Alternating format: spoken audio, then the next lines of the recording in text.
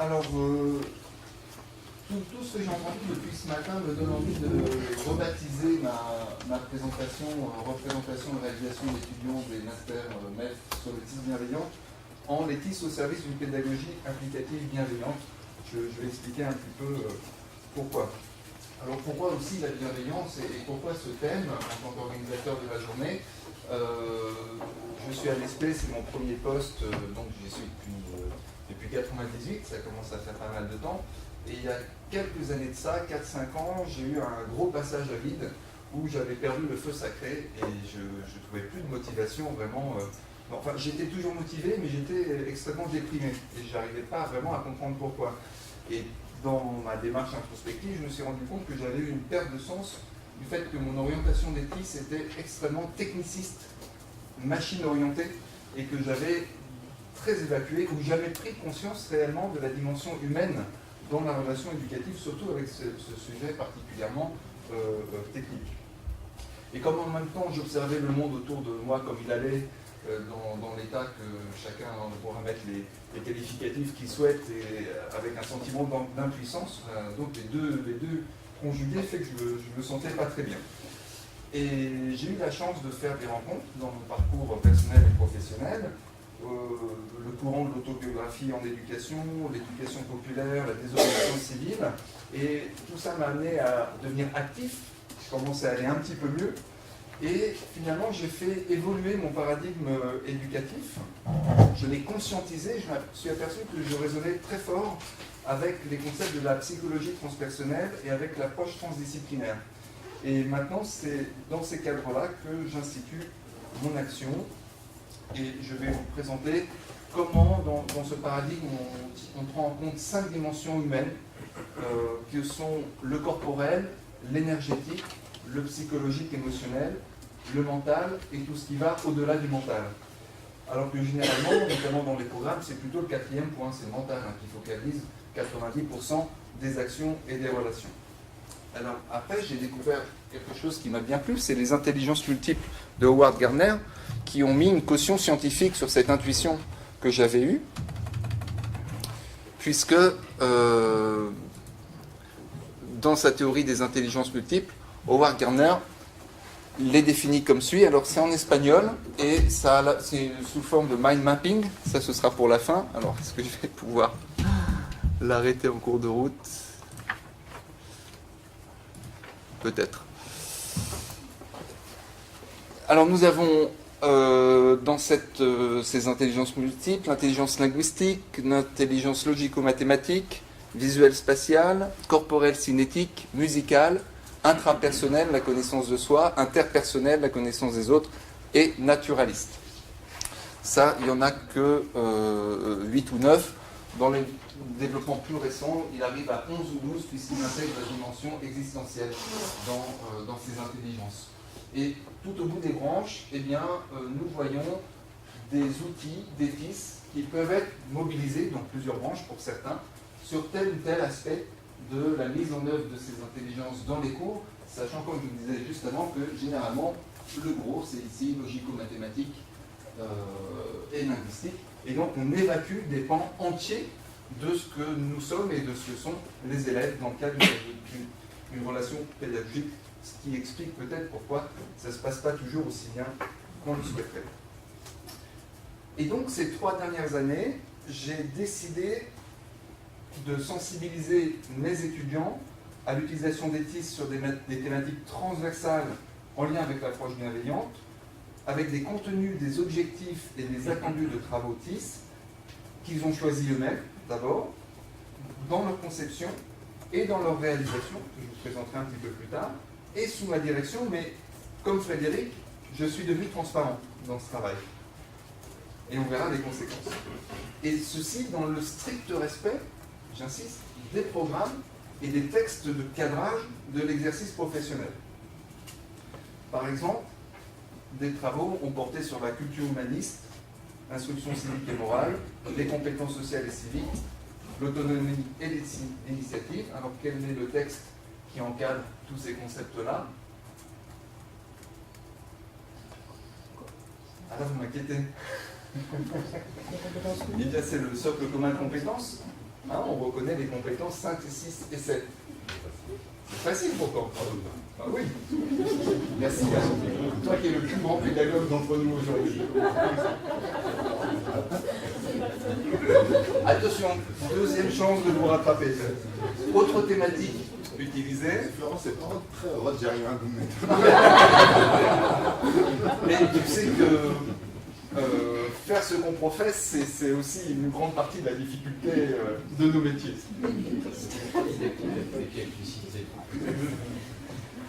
La question de la prévention et de la gestion des conflits, donc ça c'est aussi dans les textes, c'est une loi qu'on appelle comment 2013, la loi Payon. Hein, donc on peut aussi tout à fait, pour la fondation de l'école, décider d'inscrire des actions d'éducation dans ce thème. Alors un peu plus dur, la culture de paix, Communication non violente. et donc tout ce qui en découle effectivement, mais là le texte de cadrage, en fait c'est toutes les productions de l'UNESCO et ses guides à destination des enseignants et des personnels d'éducation, avec notamment le vivre ensemble, la charte des droits de l'enfant et tout un tas d'autres textes dont la France est signataire qui s'imposent donc à notre profession. Alors, concernant la bienveillance, hein, puisque j'ai encore des travaux, des progrès à faire, il faudrait s'entendre qu'est-ce qu'on met comme terme. Enfin, qu'est-ce que ça veut dire ce terme par contre? Et justement, au groupe français d'éducation nouvelle, il n'y a pas très longtemps, s'est tenue une rencontre avec Christine Parsurieux, qui a participé à la création des nouveaux programmes du maternel, où les participants des ateliers se sont posés des questions, puisque le terme bienveillant connaît une présence de plus en plus forte dans les textes officiels. Alors, j'ai envie de vous demander, pour vous, qu'est-ce que recouvre dans une pratique enseignante le terme de la bienveillance? Après, on va comparer avec ce qu'ils ont fait. L'empathie. L'empathie, ouais. Congruence. Révélation de soi. Révélation de soi. Potentialité émergente. Ah oui, mais toi, tu pratiques ça au quotidien, c'est trop facile. Potentialité émergente. Gentillesse. Oui, gentillesse. Ok. Alors, eux, ce qu'ils avaient trouvé, ils avaient trouvé tolérance et exigence, différenciation, écoute, positivisme, affectif, temps pour accueillir, respect des compétences, des différences, mise en valeur, confiance, empathie, observation, effet Pygmalion, différence élève-individu, valoriser, cadre, repère, accompagner, sécurité, écueil de la compassion, relation avec les familles, coéducation, etc. Alors dans l'approche rogerienne, effectivement, qui m'a servi un peu de fondement épistémologique pour l'élaboration de cette journée, il est très prolixe. Il était aussi bien pédagogue que thérapeute, ou le contraire, est-ce que l'un va sans l'autre d'ailleurs. Et je retiens deux titres de ses livres, Liberté pour apprendre et Le développement de la personne, qui nous renseignent déjà sur les paradigmes que lui mettait en œuvre et qui nous proposait. Roger, qu'on a appelé également le père de l'écoute, hein, qui oriente aussi tout de suite sur la posture qu'il adopte. Dans l'approche centrée sur la personne, je vais faire une citation, il écrit « Pour que le climat soit favorable à la croissance de l'individu, il est nécessaire de réunir trois conditions. À la première, on peut donner le nom d'authenticité, de réel ou de congruence. La seconde attitude qui est essentielle à la création d'un climat de changement, c'est l'acceptation, l'attention, l'estime, ce que j'ai appelé le regard positif inconditionnel. Et le troisième aspect facilitateur de la relation est la compréhension empathique. Donc il pose le cadre. Du point de vue d'une pédagogie non directive, j'ai retenu les points suivants parmi d'autres. S'abstenir de toute pression sur le sujet. Bon, donc désolé tout à l'heure, hein, je n'ai pas pensé dire que c'était semi-participatif. Donc je vous reposerai une question à la fin, hein, préparez-vous maintenant. Faire confiance aux capacités d'autonomie et de responsabilité. Développer la place du vécu, de l'expérimentation personnelle et de la découverte personnelle, plutôt que l'accumulation de savoir provenant du maître. Utiliser le groupe classe comme énergie de changement des personnes, élèves qui en font partie. Et concernant l'enseignant qui glisse petit à petit vers une posture de facilitateur, donc je sélectionne encore, il identifie les problèmes d'apprentissage et utilise des contrats, il organise le projet, il aide à fixer les objectifs. Il se propose comme ressource Il est donc avant tout une personne authentique qui cherche à développer en lui les attitudes justes pour mieux aider l'autre à s'approprier les connaissances et les construire. Donc, j'ai cherché à en mettre en œuvre concrètement cette méthodologie avec mes groupes d'étudiants. Alors, ça commence au premier cours, je les accueille quand je peux avec un café et des biscuits, non pas pour les amadouer, mais pour créer un petit peu un choc psychologique et commencer à impulser certaines inductions. Alors je ne fais pas trop parce que ce n'est pas autorisé en salle informatique d'amener à boire et à manger, donc ça reste strictement entre nous et sur les serveurs vidéo. Je leur explique qu'on va se mettre dans une démarche de co-apprentissage entre pairs qui vont travailler sur des projets par sous-groupe, projets qui seront présentés ensuite en classe entière à partir des thèmes et des sous-thèmes dérivés que je vous ai présentés, mais qui vont choisir entre eux. Alors explicitement, je dois dire c'est un énorme échec, puisqu'il y a seulement un groupe sur 5 qui joue le jeu de partir sur quelque chose de relativement neuf et inconnu. Les autres préfèrent rester dans le domaine du connu, dans leur zone déjà développée, mais ça fait partie du jeu. Donc je vais vous présenter quelques réalisations. Il ne faut pas s'attacher du tout à la qualité de ce que je vais vous montrer, puisque moi ce qui m'intéresse ici c'est la démarche. C'est-à-dire que jamais je vais leur dire que leur cadrage est raté ou qu'on n'entend pas bien les dialogues. En fait, ce qu'on va voir résulte d'un long travail. Ils ont rédigé des séquences, des fiches de préparation, ils ont fait des références au texte de cadrage, ils ont fait des feuilles de route, etc., etc. Donc là, je vais plutôt vous montrer ce qu'on appelle, nous, des simulés rendus élèves, c'est-à-dire ce que ça pourrait donner si c'était réalisé vraiment par les élèves auxquels ces préparations sont destinées. Et je vais vous montrer ça sur des supports TIS variés. Donc on va commencer par une présentation assistée par ordinateur. Alors je vous donne le thème avant de vous la montrer, que vous ne soyez pas trop surpris. C'est le thème de la solidarité. Ça fait partie des programmes et du socle commun de compétences, il n'y a pas de problème. Et là, on est plus spécifiquement dans la question de la solidarité intergénérationnelle, et on va l'appliquer à l'occasion de la réforme des retraites, il y a quelques années. Et donc le travail s'appelle « Comment réaliser une affiche de manifestation ». Donc je vous la mets en grand. Bon, d'abord choisir un thème. Ici, c'était solidarité, les retraites. Trouver un représentant. Créer une affiche. Y ajouter un fond à l'aide du logiciel Paint. Assembler les deux et taper le texte. Ajouter une image symbolique. Je ne sais plus quand ça s'arrête. Voilà, on doit être bientôt au bout. Donc ça, c'est une appropriation d'un logiciel de présentation assisté par ordinateur. Donc ça fait partie également du B2I, hein, brevet informatique et Internet, à destination des élèves de l'école primaire. Je vais complètement changer de thème, la gestion des conflits. Alors ils avaient là aussi, ils ont choisi plusieurs techniques. Donc il y a un groupe qui a choisi de travailler sur le théâtre forum, tel que élaboré par Augusto Boal. Donc il y a trois films. La situation de base, qui est en quelque sorte la situation problème, une dispute entre élèves. Dans le cadre du théâtre forum, les acteurs trouvent eux-mêmes des façons différentes de terminer de façon moins dramatique la situation de conflit. Donc, soit par une intervention avec la maîtresse, soit, encore mieux, en autorégulation. Donc, c'est celui-là que je vais vous montrer.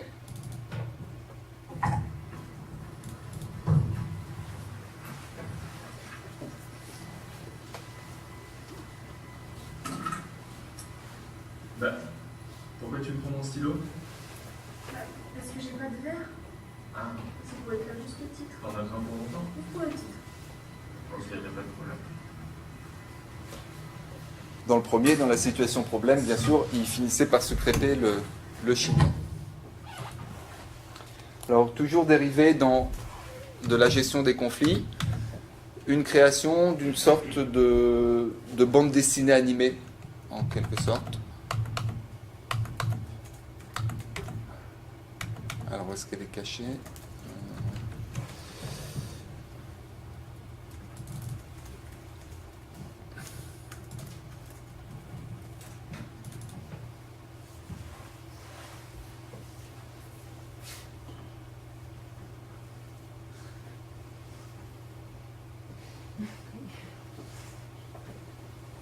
C'est extrêmement rapide, hein. Pour d'autres élèves, ça va jusqu'à la création de blocs de classe et d'intégration. Donc voilà, donc on simule la création d'un bloc de classe avec les différentes contraintes éditoriales, la répartition des routes, et puis la mise en ligne d'une petite scénette sur le conflit et de sa régulation. Donc ça veut dire développer des compétences.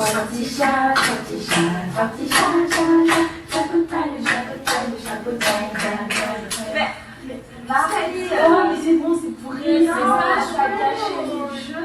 Non, mais c'est bon, c'est pas rigolant du tout. Oui, bah oui, d'accord. Faut qu'on passe ça le fait, mais c'est pas gentil, toi t'es pas notre copine. Bah ouais, toi t'as des cheveux très toi t'es moche avec tes lunettes. On a des chiants, t'es méchante. T'es méchante, non mais c'est pas possible. Elle a dit que j'étais pas elle m'a dit que j'étais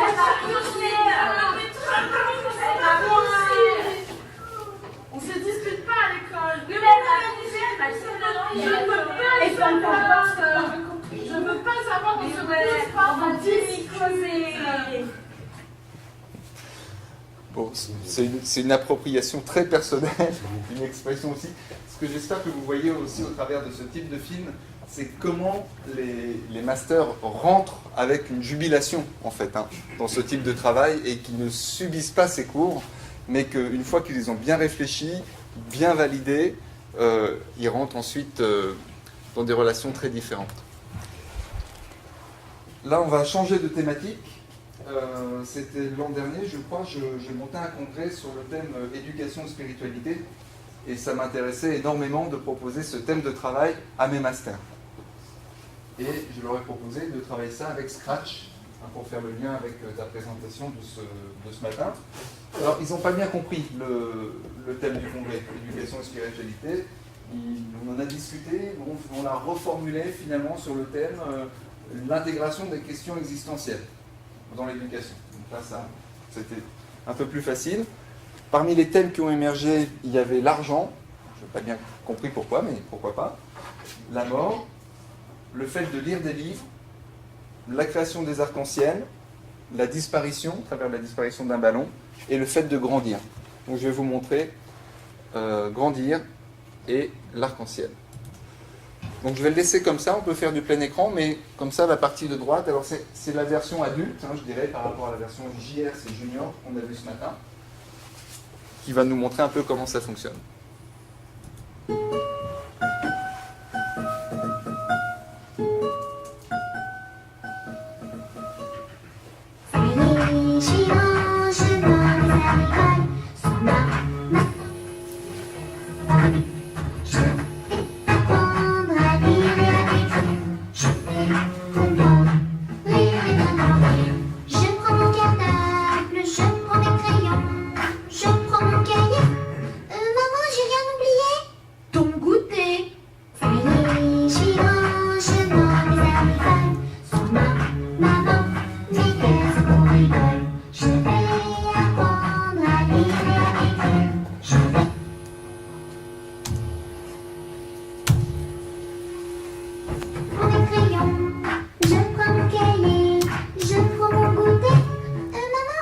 Alors il n'a pas été complètement terminé celui-là, mais vous avez vu, il est interactif. Hein, ça a pas été...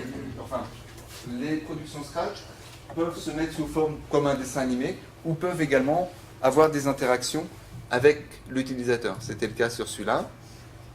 En voilà un deuxième sur l'arc-en-ciel.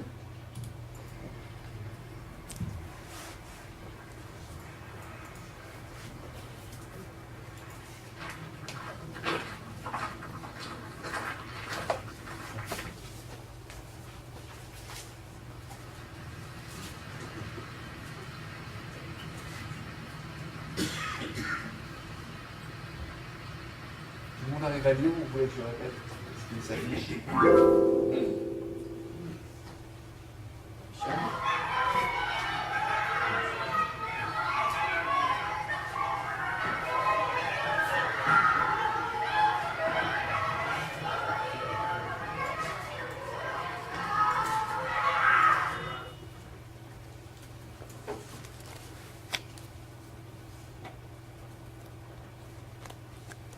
Bon, l'histoire continue, c'est pas la peine qu'on aille jusqu'au bout, je vais le mettre sur stop. Et donc pour cette année, sur plutôt la thématique de la bienveillance, en préparation de cette journée, les élèves ont travaillé sur plusieurs thèmes. Donc il y en avait un en SVT qui avait travaillé sur la vivisection, donc il avait mis à jour des logiciels qui permettaient d'éviter... C'est quoi le nom de la vidéo précédente? C'est Scratch. C'est pas vrai, enfin ça sort en format vidéo, mais c'est édité sous forme de programmation avec les fonctions préopératoires à droite.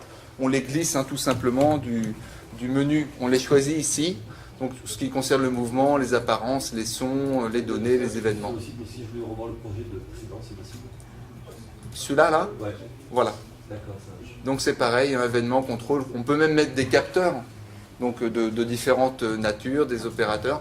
Et tout se passe à droite. Alors évidemment, si je déplace les blocs, après ça risque de moins bien fonctionner. Il y a quand même, et ça fait partie de l'apprentissage de ce qu'est la programmation. Alors, je suis allé un peu plus loin que ça. Dans certains cours, selon le principe de responsabilisation de Rogers, j'ai carrément demandé aux étudiants de ce qu'ils savaient faire et de préparer eux-mêmes le cours suivant pour partager dans le cadre d'une démarche participative et même implicative, c'est pour ça que j'ai voulu rechanger mon titre, avec leur pairs, leurs compétences, leur savoir-faire, ou même développer à cette occasion des choses originales, les aider à s'entraîner à faire cours également, ce qui a été très apprécié notamment des CPE, des futurs conseillers principaux d'éducation, parce qu'ils sont assez rarement dans une posture face à une classe entière, et donc finalement à se valoriser et augmenter leur estime d'eux-mêmes. Donc juste pour lister, on a eu des exposés ou des présentations concernant la classe inversée, la photo argentique, ce qui était un petit peu paradoxal en cours de TIS, mais qui avait du sens dans le contexte. Les serious games, on a parlé un petit peu tout à l'heure. Et puis d'autres outils, je ne crois pas que j'ai eu le temps de les préparer. Plickers, par exemple, non, je ne vais pas préparer, c'est pas grave.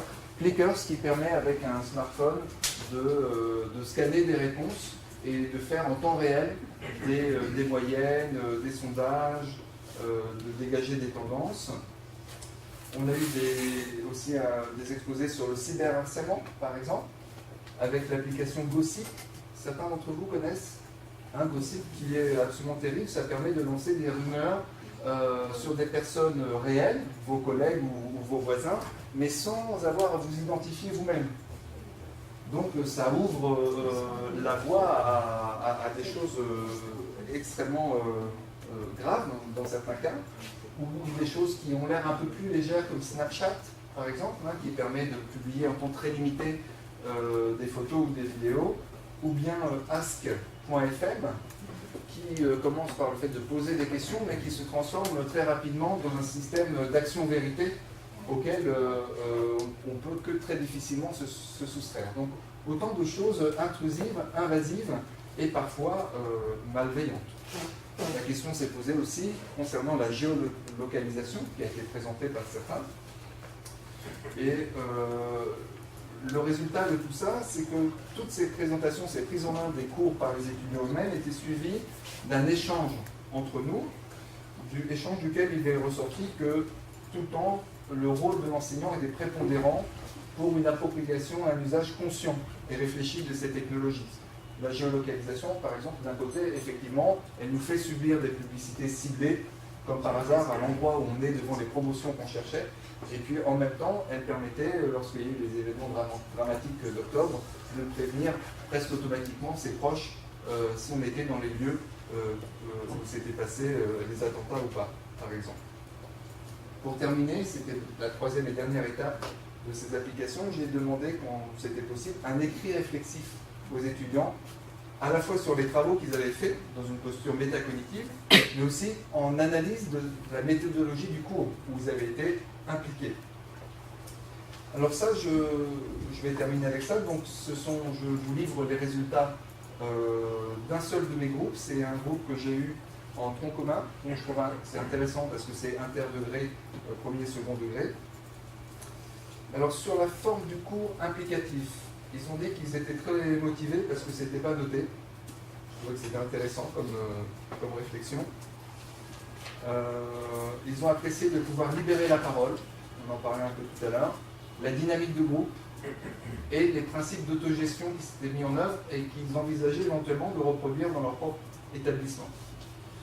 Et moi, j'ai trouvé que ça allait vraiment dans le sens d'une responsabilisation et que ça a libéré justement la créativité et l'innovation dont tu as parlé. Et en fait, je me retrouve beaucoup dans beaucoup d'aspects que tu as présentés tout à l'heure.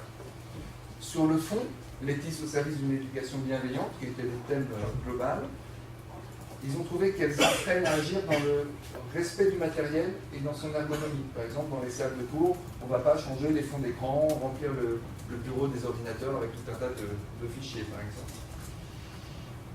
Elles permettent d'augmenter l'estime de soi, se sentir acteur d'un groupe, passer du statut de récepteur à celui d'acteur pour les TIS. Par les réseaux sociaux, elles satisfont le besoin d'appartenance, de reconnaissance, d'autonomie et de grandir, sortir de l'isolement. Faire le lien entre les TIS chez soi et dans les classes avec le BIOD, Bring Your Own Device, c'est le dispositif nomade dont on peut se servir chez soi ou en classe, pour ceux qui sont équipés. Ça permettait de prendre des décisions collégiales, l'autogestion, le bien vivre ensemble, informer les parents, permettre la différenciation, répondre à des besoins spécifiques, s'adapter au handicap et impliquer tous les acteurs des établissements, bien sûr les équipes enseignantes, mais aussi les personnels de direction et d'administration. Alors le tableau ne serait pas complet si on n'allait pas s'intéresser au côté obscur de la force, comme je le disais ce matin, le faible taux d'équipement dans les établissements par rapport à certains pays voisins, le fait que c'est un facteur de motivation, mais aussi d'excitement. Il y a eu des cas rapportés de hurlements, de danse de la victoire, pour ceux qui réussissaient les plus en ligne, ou qui terminaient avant d'autres groupes, des moqueries aussi entre groupes, des bousculades d'enfants un peu plus lents que d'autres. Des phénomènes de compétition aussi qui se sont mis en œuvre. Et puis, une méconnaissance et une minimisation des élèves de l'impact des réseaux sociaux sur leur vie privée. Et je reviens au cyberharcèlement, quand on sait que, selon certaines statistiques, 20% des adolescents auraient des idées suicidaires.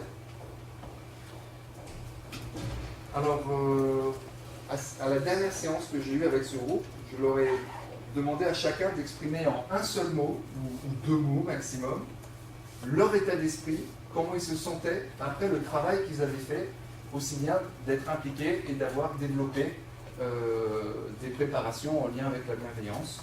Alors j'ai envie de vous demander, voilà, c'est la question que j'ai annoncée tout à l'heure, je vous la pose maintenant. Au vu de ce que j'ai présenté et montré, qu'est-ce qui vous vient en tête, comment vous vous sentez et comment ça résonne en vous? Après, je vous dirai eux comment ça a résonné. Mais eux, ils ont eu 8 heures, ils n'ont pas eu 25 minutes. Quelqu'un veut dire quelque chose? Oui. Merci. Merci Georges-Louis, je te reconnais bien. Un mot ou deux mots. Informer. Informer. Renforcer. Ouais, renforcer. Réguler. Comment, pardon? Un peu de régulation aussi. Réguler. Ouais. D'accord, c'est difficile l'implication. Naïveté aussi. Oui, naïveté. Alors eux, ils ont dit inspiration, partage, avancement dans la préparation de mes cours, rassurer, ils sont comme vous, ils sont estomaqués au départ quand j'en suis de ces activités-là. Échange, possibilité, autogestion, piste et innovation. Donc finalement, ils n'étaient pas venus pour rien. Alors en conclusion, ce que je voudrais dire, c'est que effectivement, le lien entre l'éthique et la bienveillance, il n'est pas très naturel. Parce qu'on est dans un paradigme éducatif ici, en France, au XXIe siècle, encore complètement à l'ancienne. Hein, il a très peu bougé depuis sa fondation, depuis le XIXe siècle, contrairement à beaucoup d'autres pays. On est encore beaucoup dans le transmissif plutôt que l'exploratoire, dans la culture de l'évaluation, de la comparaison, alors que les TIS, on le constate, peuvent accélérer des changements positifs dans les façons d'apprendre, les accès au savoir, la co-construction, et dans les façons de vivre l'enseignement. Moi, depuis que j'ai changé mon paradigme éducatif, je suis toujours en joie et je suis toujours heureux d'aller voir mes classes et d'avoir des échanges qui ne sont plus basés sur de la négociation pour tout, en réalité. Donc,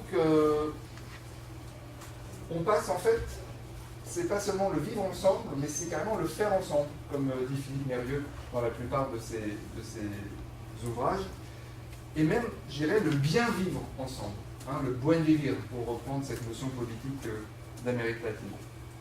Et qu'avec un état d'esprit positif et bienveillant, finalement, les étudiants s'approprient assez facilement et réussissent assez facilement à intégrer ça dans leur perspective de pratique. Au niveau global, je dois dire que là, j'ai vu quand même beaucoup plus de croyants que de pratiquants, mais ce que j'ai entendu depuis ce matin et ce qu'il va venir encore, je pense, va continuer à nous éclairer un petit peu et à progresser dans la compréhension de ces phénomènes. Voilà, je vous remercie beaucoup.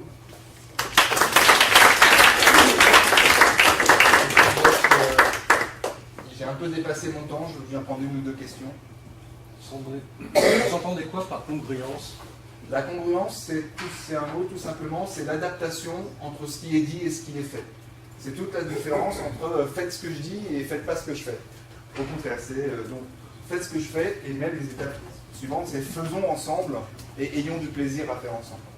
C'est ça la congruence. Voilà. Pas d'autres questions? Comment fait-on par rapport à des apprenants qui mobilisent pour faire ces petits scénarios, ces mise en scène, on mobilise des compétences qu'on n'a pas nécessairement, hein, être acteur devant une caméra, s'inventer une deuxième vie d'affichiste ou de storyboarder, etc. Et ça, c'est des compétences qui sont assez bien repérées quand elles sont portées au niveau d'excellence que nécessite une profession, mais qui sont souvent un petit peu en chacun d'entre nous, puisqu'il faut connaître, il suffit de beaucoup de médias, mais qui sont quand même, qui intimident, et qui renvoient aussi une image de soi qui peuvent être problématiques. C'est-à-dire, on s'est bien éclaté, mais quand on joue à la vidéo, qu'est-ce que ça donne à penser aux autres, etc. Comment on négocie en fait, cet écart entre un idéal de soi et puis une impossibilité liée à un déficit de formation et l'enthousiasme, enfin, voilà, qu'est-ce que ça crée, comment tu gères ça? En fait, il y a plusieurs choses. Donc, comme disait Frédéric, il y a effectivement parfois une peur à se lancer dans l'activité. Et donc, c'est vrai que là, l'intérêt de se retrouver en groupe avec des compétences à croiser, dont celles des uns vont bénéficier aux autres et inversement, ça permet déjà de pallier tout ce manque-là. Et après, par rapport à la qualité des réalisations et se montrer, le jugement de l'autre, là, il y a déjà un point de vue qui est le fait que ce sont des formations extrêmement pauvres. Donc on ne peut pas s'attendre à faire un film hollywoodien où on a juste 1h30 pour filmer et des fois même pas pour monter. D'une part. Et puis après, il y a apprendre des qualités humaines comme celle de la distanciation, le regard critique, l'acceptation de la différence, de l'altérité et l'ancrage en soi-même pour faire face à toutes les attaques. Et ça, on est plus dans le cadre d'une pédagogie humaniste, je dirais une connaissance de soi. Et comme tout ça, ça a été validé au préalable par un travail réflexif avec une production écrite en termes de réalisation d'une séquence, fiche de préparation, lien avec les programmes, tout est minuté, calibré, les objectifs, l'évaluation, etc. Toutes choses que je ne vous ai pas montrées, eh ben, en réalité, si ce n'est pas réussi, c'est pas grave, c'est la question du statut de l'erreur. L'erreur devient formative et elle peut donner envie de recommencer. Et comme ça a été dit avec Yann Leroux aussi, plus c'est difficile, plus je peux me décourager, mais en même temps, plus je peux être motivé pour recommencer jusqu'à ce que j'obtienne quelque chose qui me satisfasse. Ce que Frédéric disait aussi dans le praticien designer. Autrement dit, il faut des conditions de bienveillance pour pouvoir apprendre à soi-même, enseigner. Alors ça, après, c'est ce que j'espère qui va se passer par répercussion, et ça s'opère d'autant mieux si on est dans une posture méta-réflexive, méta-cognitive sur ce qu'on a produit et sur le sens des apprentissages, effectivement. Chose à quoi je l'ai conduit aussi dans les échanges qu'on peut avoir. Voilà, là j'ai vraiment beaucoup dépassé. Donc merci beaucoup.